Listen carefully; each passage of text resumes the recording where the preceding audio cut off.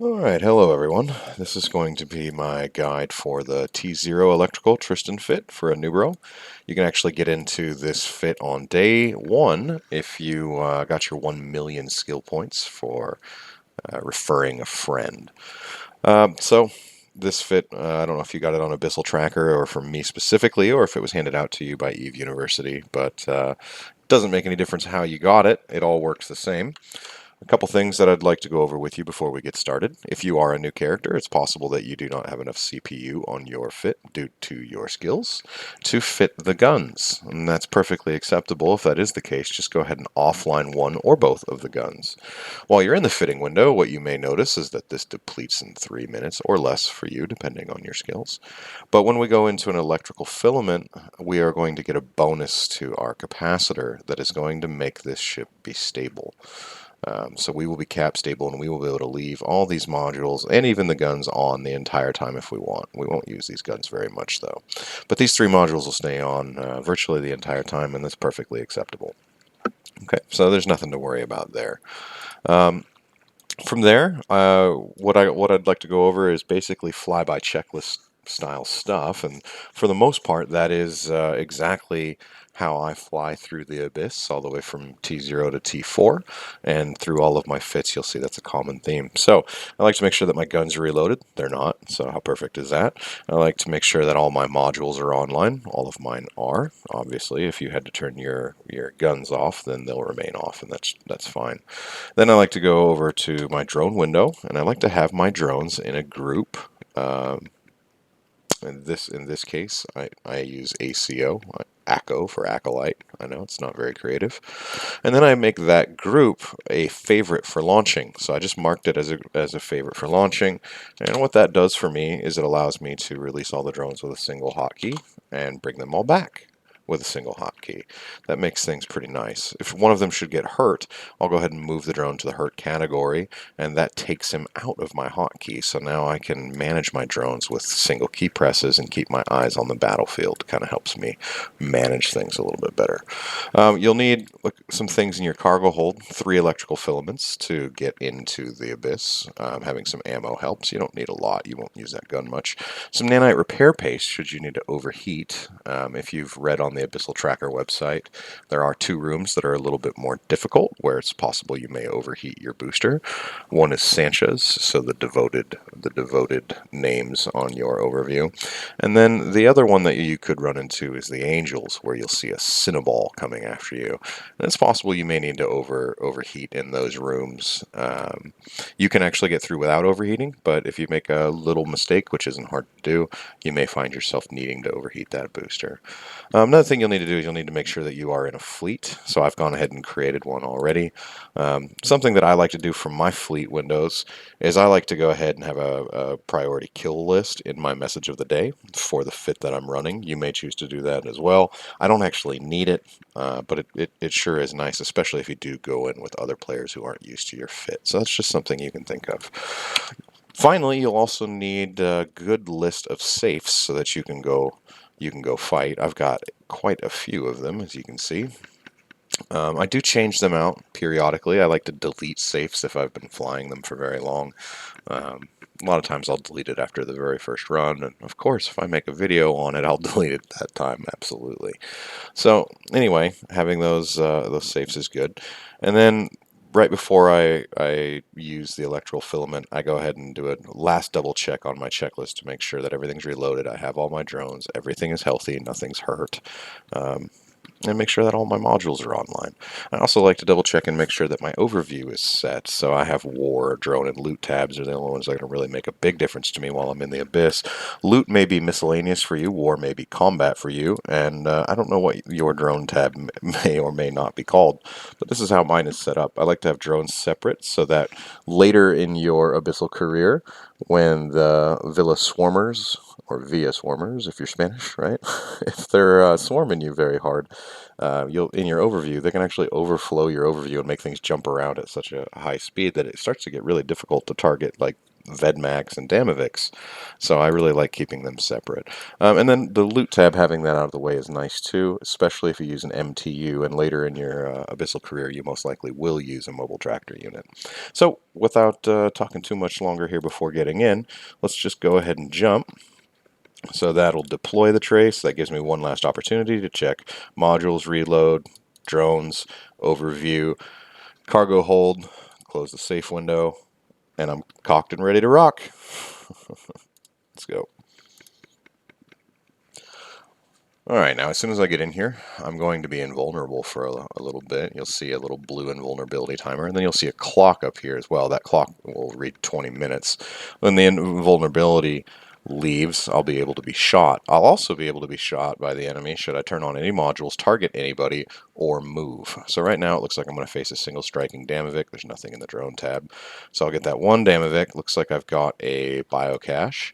And this is some weather. This weather is important to us. This weather is actually effective against shield boosters. And I'll probably fly through that before leaving this room to give you an opportunity to see exactly what it does. So in this case, there's not actually a structure in here.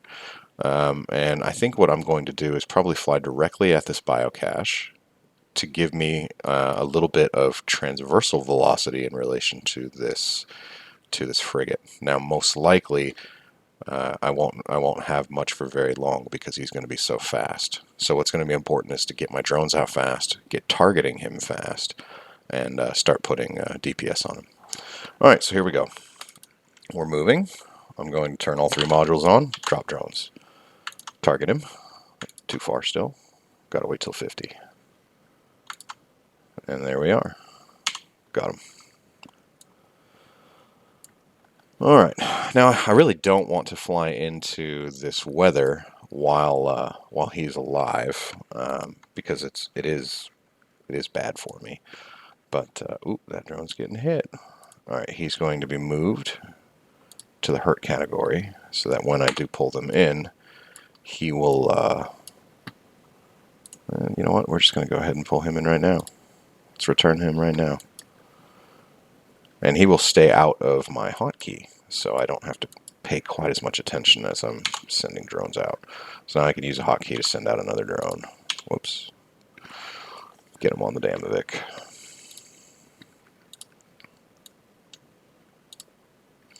Alright, now I'm going to manual pilot into this cloud so that you can actually see... oh, you know what? He's not dead. I'm crazy. I thought I killed him. That's a big mistake. Don't do that. But that gives you an idea of the flexibility of the fit. I'm going to fly into this cloud even though he's not dead, because I'm going to be able to get away with it. I just want to show you this weather and what it does. You're going to see this booster speed up a whole bunch. It's going to just spin like crazy. So I'm going to get 40% less health out of each run, and then it's going to be 40% faster in duration. So I'm going to get less health from it, while at the same time it uses more capacitor. I'm usually cap stable up here somewhere. And goodness gracious, am I getting into this cloud or what? I'll recall my drones. Don't worry about time. We'll have plenty of time. We have 20 minutes in the Abyss, and we can finish rooms in about a minute and a half to 2 minutes most of the time, so we'll be good. Well, this is interesting. There we go. So this one's actually a 30% drop. You will find them in T0s that are 40%, so just be aware of that. Now I'm really far away from the conduit. I wanted to be a little bit faster. I'm sorry about that, but at least we got to see it. You don't get to see cloud in every T0. You don't get to see weather in every T0. So again, you could actually pop him back into the normal category because he's got his shields back. If he had a little bit more, armor, say. So in this case, he's going to hang out in the hurt category. So now I'm only running 7 drones. Try and keep an eye on this window, especially if you're new to drone fits. Right, the last thing you want to do is leave your drones behind, because you cannot come back through this gate. If you leave your drones behind, you're dead. That includes your clone. You'll lose your clone and your ship if you go over on time or if you get blown up or anything like that. And if you leave your drones behind, you cannot do enough damage to survive in this T0. So that human error is really one of the only ways that you're going to die inside the abyss. Another way, excuse me, die in a T0 abyss. Another way is to fly through the edge of the map, which you cannot see around here.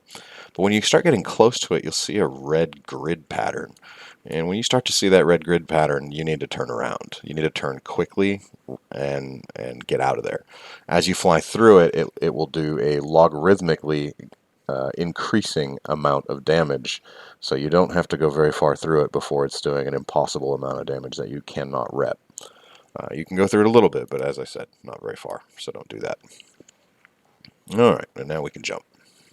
We're still good on time. That's not a problem.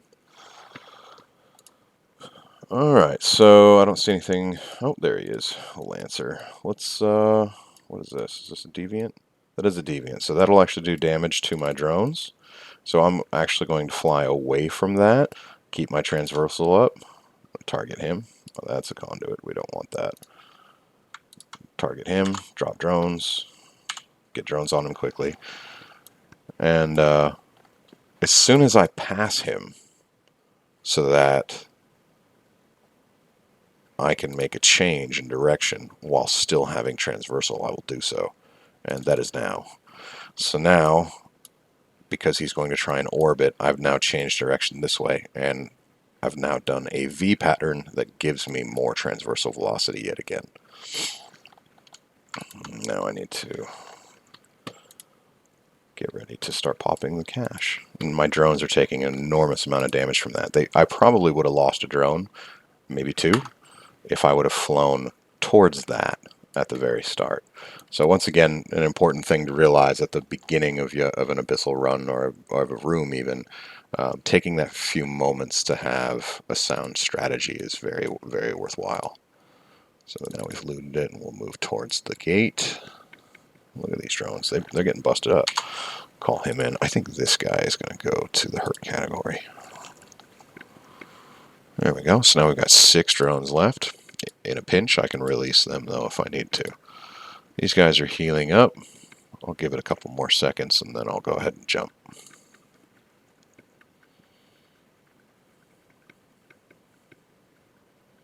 All right, let's rip it. I think they're healthy enough. 87, 86. Yeah, we'll be all right. A single Damovic.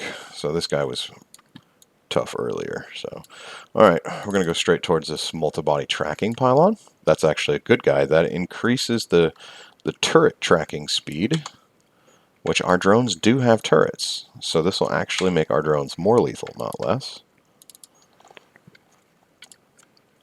Now I'm going to just point towards this biocache. I think we're going to end up killing him before we get to use the tracking speed increase. 60% spec. 60% bonus, not bad. And then we'll just go ahead and get this looted and get out of the abyss.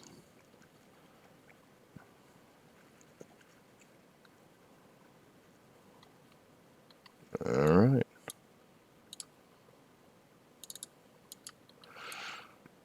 So, speaking about getting out of the abyss, it is a decent idea to make sure that you have a good amount of capacitor. This fit usually does. Making sure that you're reloaded, so I'll go ahead and do that. And just making sure that you're prepared for a fight on the other side of this conduit. It's possible someone could have scanned down your abyssal trace, and if they have done that, then they're going to have an opportunity to get in a fight with you. Now, you are invulnerable at first, but you know, if anyone's there with a long point, it's possible that they could get you targeted and pointed before you can do much. So, knowing that it's completely possible that you may not be able to warp away, my recommendation is, as soon as we get to the other side, to try and get transversal velocity as fast as possible. Of course, attempt to warp away. If you can warp away, that's the best thing to do. But what we want really is transversal velocity. So as soon as I'll get out, I'll smash D-scan, see if I can see anything. Again, we are invulnerable, but the best thing we can do is react at such a speed that the other person probably isn't ready to go. All right, I don't see anything, so I'm just going to go ahead and pick any orbital body, and I'm going to warp to it at 100. And what I'm going to do is I'm going to turn this booster on for one run, this afterburner. One run. Okay?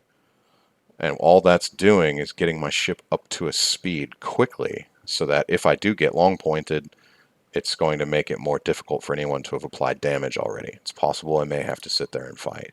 Now, some of you are going to disagree with that and that practice. You're going to say, no, don't turn that on because you can actually warp faster without going through a full cycle on the afterburner. That's true, but anyone with a long point there is going to get you targeted and pointed before you warp. So just something to be aware of. You make your own decision, but it is possible that you could jump right into a fight. And who knows, maybe it'll be a good fight.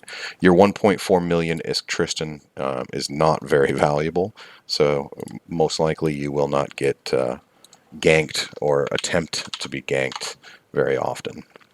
So let me go ahead and show you the fit. On this fit, you average about 26.34 million ISK per hour as of the time that I am flying it. And the fit cost is 1.5 million ISK. So it's a very good return. If you have any questions, feel free to reach out to me. You can reach out to me either on Abyssal Tracker, you can reach out to me in-game, or even on YouTube, and I will respond to you.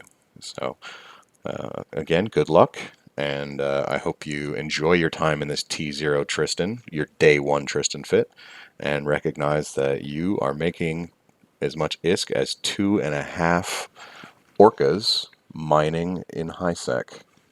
So anyway, have a blessed day, and thanks for watching.